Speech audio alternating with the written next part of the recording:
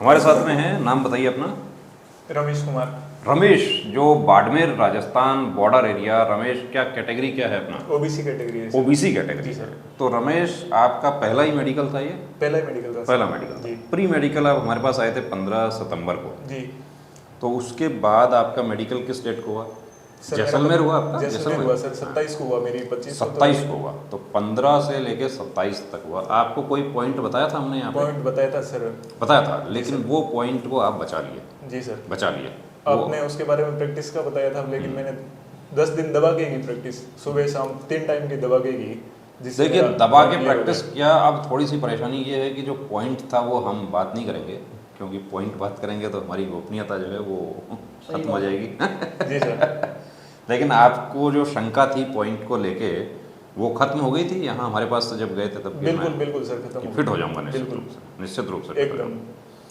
तो रमेश, सबसे पहले देखिए बहुत बहुत शुभकामनाएं आपको कि आप फिट हो गए। अब ये बताइए कि आपके सेंटर पे जो मेडिकल हुआ वो, उसमें पहले फिजिकल से ही बताइए कि फिजिकल पहले हुआ, पहले आपको डिक्लेरेशन फॉर्म, ये हम भी डिक्लेरेशन फॉर्म फिल करवाते हैं, तो ये फिजिकल से पहले ही करवा लिया था या फिजिकल के बाद में करवाया? ये डिक्लेरेशन फॉर्म फिजिकल होने से पहले करवाया था सर। फिजिकल से पहले ही फॉर्म था। Same form? सेम फॉर्म था। कि इसमें जानकारी पूरा देना है कि आपका कोई प्रॉब्लम हुआ है, कभी कभी पहले मेडिकल हुआ है, इस तरीके की सारी जानकारी इसमें, सारी जानकारी।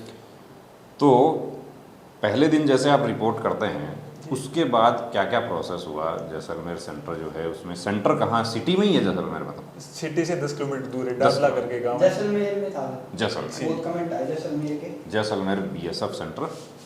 तो वहाँ सेंटर के आसपास क्या रुकने का कुछ अरेंजमेंट है? सिविल ने कुछ कर रखे हैं? सेंटर के आसपास में एक हॉस्टल है वीर तेजा करके, उसमें सुविधा है। जैसे पर डे के 100 रुपये एक कैंडिडेट के लेते, उसमें रहना खाना वगैरह सारी सुविधा। पूरी सुविधा है? 100 रुपये में ही। सुबह नहा धो के बंदा जा सकता है? नहा धो के बंदा जा सकता है। ठीक है। सुबह 4 बजे एंट्री दी हमारे को।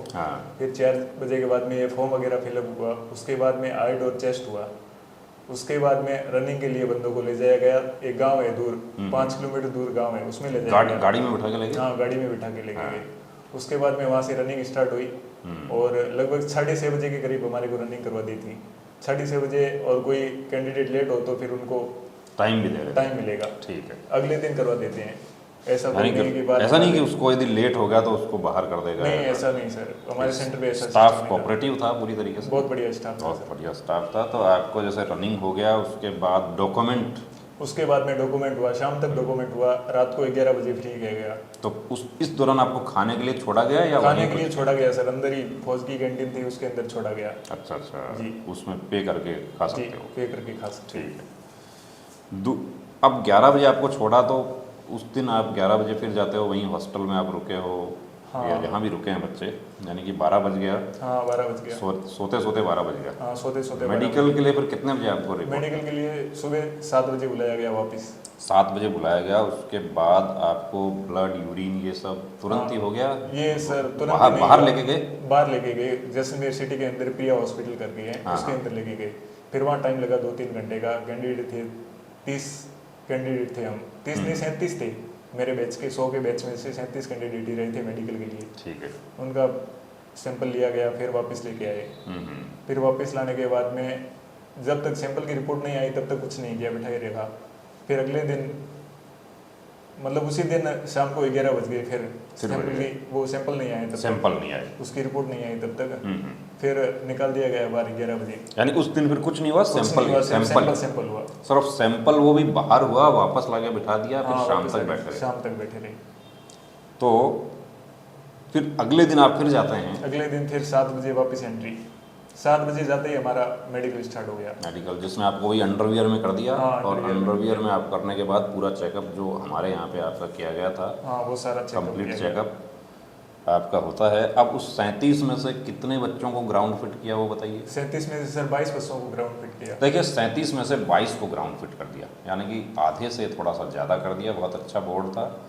तो जो पॉइंट्स जो दिए जा रहे थे वो किस तरीके के? नॉकनी, कैरिंग एंगल, इस तरीके के पॉइंट्स? नॉकनी था, कैरिंग एंगल था, एक डीएनएस था, एक सर आइज का लगभग 50% जो किए थे ना डिस्क्वालीफाई, उनमें से 50% बच्चों की आइज का था। यानी कि जो 15 जो आपके अनफिट किए, उसमें से 7-8 बच्चे आइज के थे। आइज के थे। तो देखिए, आइज का क्यों मिल रहा है कारण ये बता दूं कि रेस्ट नहीं हो पाता, और रेस्ट नहीं हो पाता तो उसकी वजह से क्या होगा कि वो वहाँ पढ़ने में थोड़ी सी गलती कर देता है।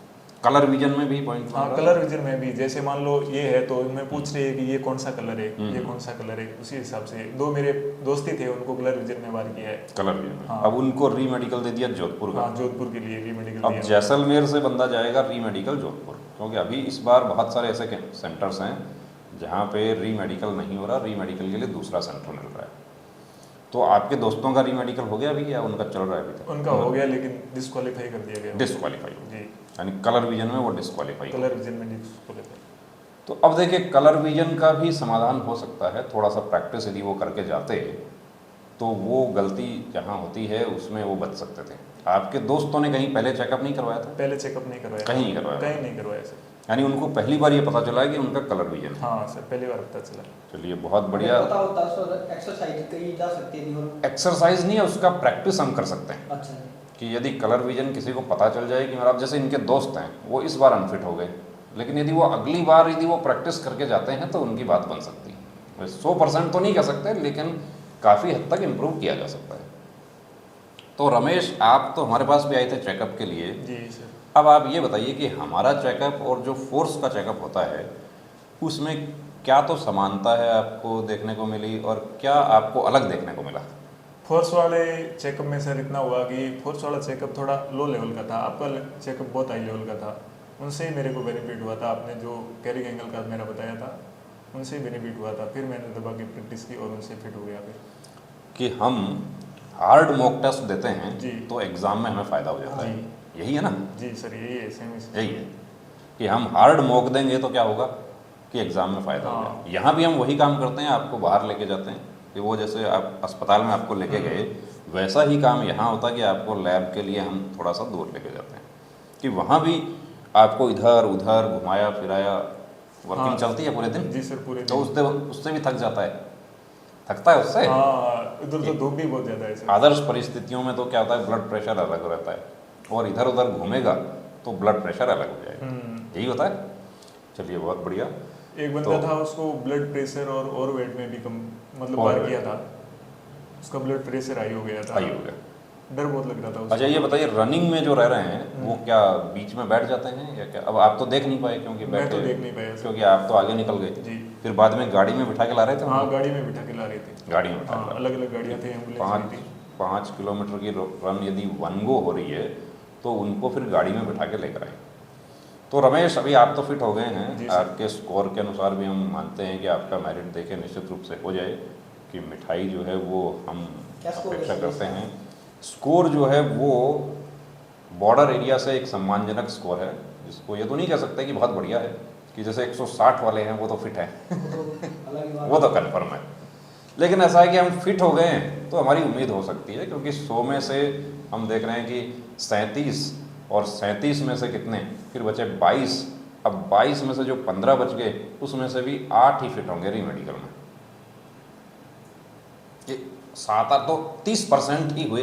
हाँ, 30 का रेशियो रह रहा है सर। मेरे सामने बैच निकले थे सर 30%। जैसे सर 23 का जिन लड़कों की रनिंग 23 को ही स्टार्ट हुई थी तो उनका मेडिकल 25 को था 2 दिन बाद में, क्योंकि वो स्टाफ नहीं था वहाँ हाँ, पे, स्टाफ मेडिकल बोर्ड आया- का स्टाफ नहीं आया- था, लेट आया था। तो उनका 23 को स्टार्ट हुआ, 23 से नहीं 25 को स्टार्ट हुआ था, 25 से हम वहीं थे। तो 2 दिन वो उनका मेरे सामने 3 बैच निकले, 3 बैचों में सेम ही रेशियो रहा, 27 29 27 29 ही। 27 28 29 ये सभी जगह यही हो रहा है। कुछ सेंटर्स पे कम भी रह रहा है, इससे ज़्यादा नहीं रह रहा, कहीं 15-20 ही हो पा रहे हैं। फिजिकल के लिए भी टाइम कम मिला क्योंकि बच्चे इंतज़ार कर रहे थे कि कब आएगा और एकदम से आ गया। तो जो फिजिकल में बाहर हो गए हैं, मेडिकल में बाहर हो गए हैं, उनको अपनी अगली भर्ती की अच्छे से तैयारी करनी चाहिए। अब ये बता दो कि आप जो मॉक टेस्ट, आप तो रहते हो दूर दराज के इलाके में रहते हो, बॉर्डर से कितनी दूर आपका गाँव है? बॉर्डर से सर 100 किलोमीटर दूर है मेरा गाँव। बॉर्डर से तो 100 किलोमीटर है, तो ढानी में रहते हो? जी, बाड़मेर डिस्ट्रिक्ट से मेरा 10 किलोमीटर दूर गाँव। बाड़मेर डिस्ट्रिक्ट से, तो उधर तो नेटवर्क वगैरह इतना अच्छा नहीं है। आप पहले नहीं था सर, अभी तो काफ़ी ठीक नेटवर्क है। तो हो गया है। हाँ। लेकिन आप ऑनलाइन पढ़ते थे? जी, ऑनलाइन। ऑनलाइन। आपके बाड़मेर में तो ऑफलाइन भी बहुत सारी कोचिंग, हाँ, ऑफलाइन भी बहुत सारी है। ऑफलाइन भी जी। कि जैसे आपके एक तो वहाँ के बाड़मेर के बहुत ही अच्छे टीचर हैं, दलपत सिंह कुछ इस तरीके का नाम है उनका, प्रेम सिंह राजपुरोहित प्रेम सिंह, हाँ प्रेम प्रेम सिंह राजपुरोहित सर हैं, वो बड़ा अच्छा पढ़ाते हैं, आरएएस वगैरह के लिए भी पढ़ाते जी। हैं, वो पीएसआई पुलिस कांस्टेबल इन सब के लिए ऑफलाइन कोचिंग बहुत करते बढ़िया हैं। कोचिंग है वो। बिल्कुल बिल्कुल।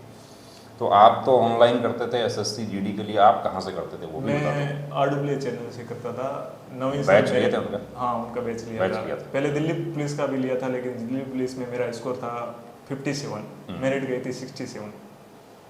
और आरडब्ल्यू के मेरे फेवरेट टीचर है नवीन सर। वो जीके का भगवान है। जीके के भगवान है, उन्हीं से जीके पढ़ा था मैंने सारा जीके। आज भी उन्हीं के वो 3 बजे वाला प्रैक्टिस सेट, अब 3 तारीख से उनका वापस प्रैक्टिस सेट स्टार्ट हो रहा है आरडब्ल्यू चैनल पे ही। RW SSC channel news channel start किया है, उन पे हो रहा है। उनका इंतजार कर रहा हूँ मैं तो, कब से स्टार्ट हुआ और कब से तो वापस अगली भर्ती start के लिए होगा। फिर हम तैयारी में जुट रहे हैं। जी सर, अभी बिल्कुल उम्र है आपकी? बिल्कुल उम्र है वो सर, उम्र बची हुई है। बिल्कुल सर। तो अगली बार के लिए फिर इस बार तो क्या देखो अपनी चॉइस नहीं मिलेगी थी, मिलेगी तो उनकी चॉइस मिलेगी। जी तो इस बार कि मुझे अपनी चॉइस लेनी है और 160 क्रॉस करना है, ये टारगेट लेके जी, तैयारी में जुट बिल्कुल गए हो।